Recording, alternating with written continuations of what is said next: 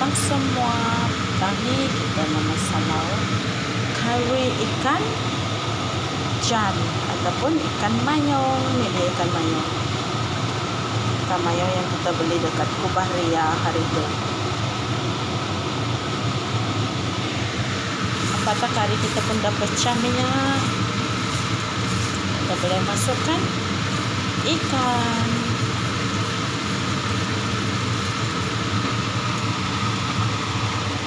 Kita masukkan ikan kita. Kita gaul rata.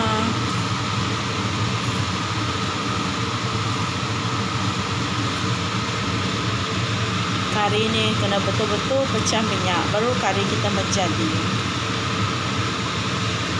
Masa kita dah masak dia tu, kita guna api perlahan, api paling kecil je. Bagi dia betul-betul pecah minyak.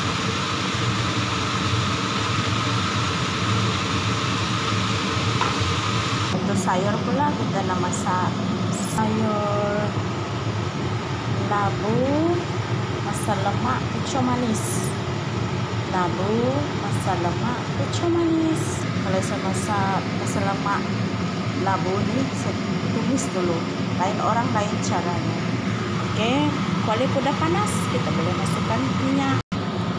Saya guna 2 batang serai nak bagi sayur lemak kita lagi wangi. Saya letak cili 4 biji. Minyak dah panas, kita masukkan.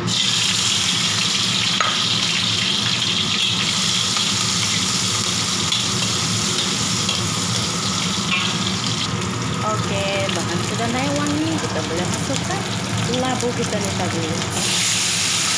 Kita gaul rata. Berbalikkan ikan ni, kita boleh tambahkan garam dengan aji. Sekarang kita masukkan air. Sekarang kita masukkan santan. Saya guna santan paket kecil je ni. Kita gaul rata.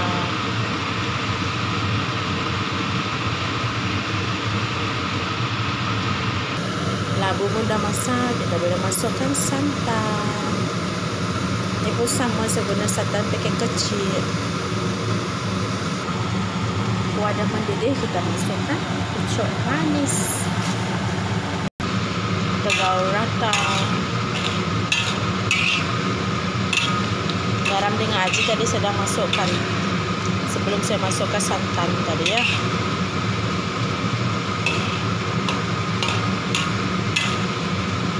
Okey, siap. Sayur kita dah siap. Pucuk manis tak payah masak lama-lama sebab nak kekal ke warna hijau dia. Kita berbalik dekat kari tadi. Dekat kari kita, kari ikan mayong pun dah siap. Jemput makan semua.